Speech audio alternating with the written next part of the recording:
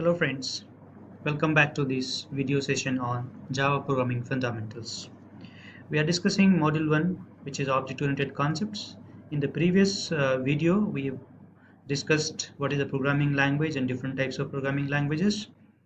Uh, in this video, we'll talk about the object-oriented concepts. Like in the previous session, I explained you what are different types of languages. The procedure-oriented language is written with the help of functions. Like there's a main function which will call function 1 and function 2, and these will have the code. So there are some issues with this function-oriented programming. Let us find what are those issues. Now, let's suppose there's some data that I want to share with these two functions, and we also have a function 3, okay, and there's some data that I want to share with this function 1 and function 2 and not with function 3. So what we can do in functional oriented language, we can declare the data globally. Like for example, integer is a data type and data is equal to 50. So this data is declared globally. When I declare the data globally, these all functions will have access to that data. So this function 1 will get the data, function 2 will also get the data. So these two functions are getting the data. But this function 3 was not supposed to use the data, but still this function can use this data and can modify my data, and in the end can also modify my output. So in procedure-oriented language, our data is not secure. Secure in terms of the functions which are going to use the data, we should bind that data to those functions. That we cannot do in the procedure-oriented language. That certainly we can do in object-oriented language. And here, if I want to convert a real-life example into a software world in my application, it becomes very difficult. So, for example, I want to create an application for employee management.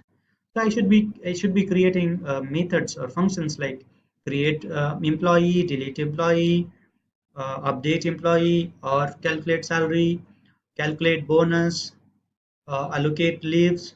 All these will be my functions. But these functions belongs to which entity, which object, that I cannot specify in procedure-oriented language.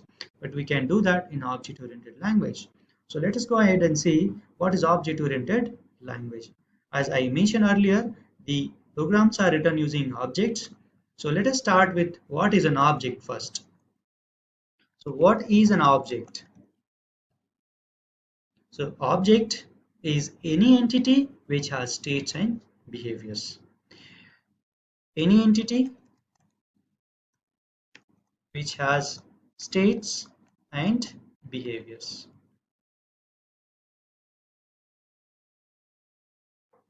So when we talk about states, so states are nothing but the properties. So if we take an example of a marker, so marker is an entity which has some states, which has some properties. Properties like what is the color of that marker, what is the price of that marker, what is the company, etc., etc. And some behaviors like functions like can write, refill, is empty. All these could be behaviors. So in an entity which has states and behaviors, we can call it as an object. So in real life, we can find many entities which have states and behaviors. So for example, I want to create an employee management system. So I can figure out various objects in this. One object could be an employee. That employee has states like employee ID, employee name, email, city, phone, country, correct? And functions like calculate bonus, allocate leaves, apply leaves. So various behaviors with respect to that employee object. So that I can bind the data and functions that into the object. Okay, so now if I can identify the objects in the real world, I can easily convert that real world example into my software world, and I can easily create the application. So not only that, it also provides various features.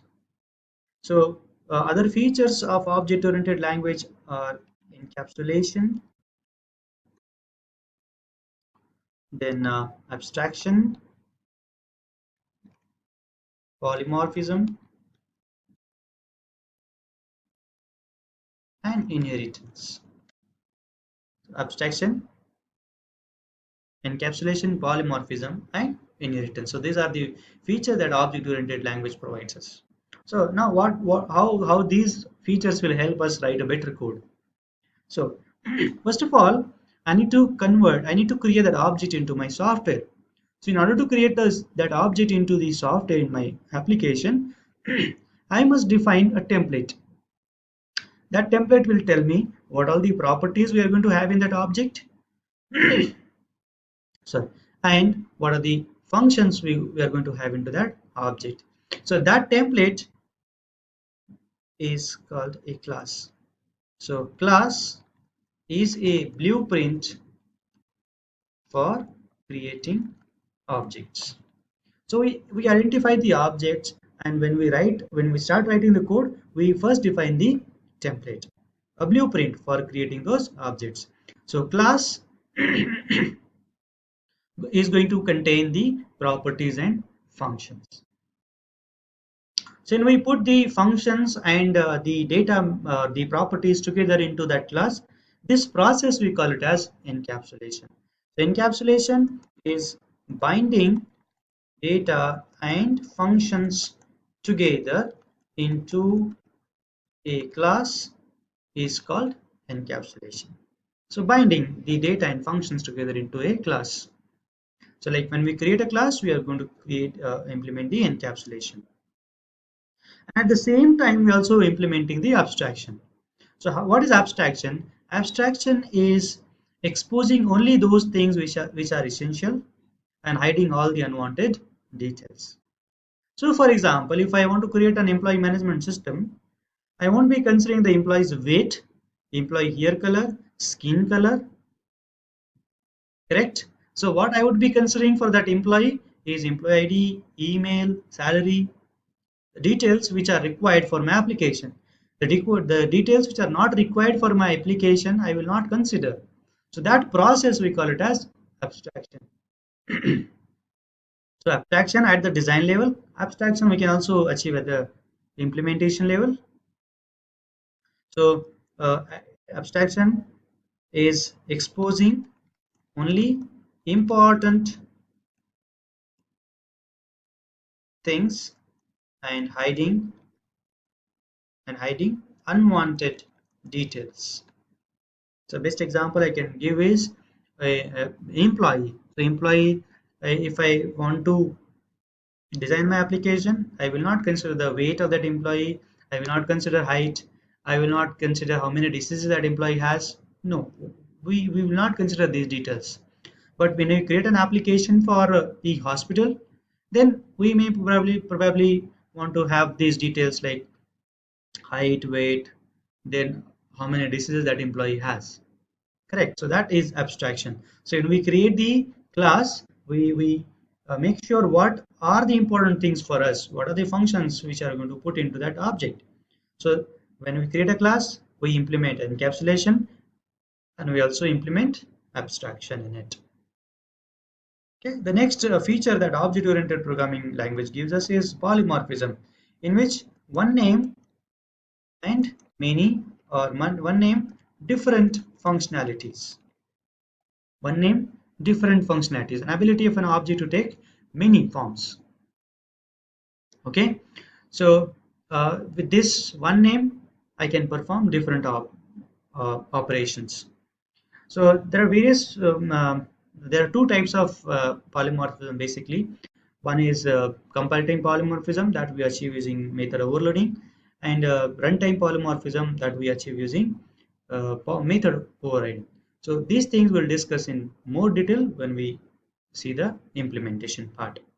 And inheritance is acquiring the properties of one class into another class without modifying the original class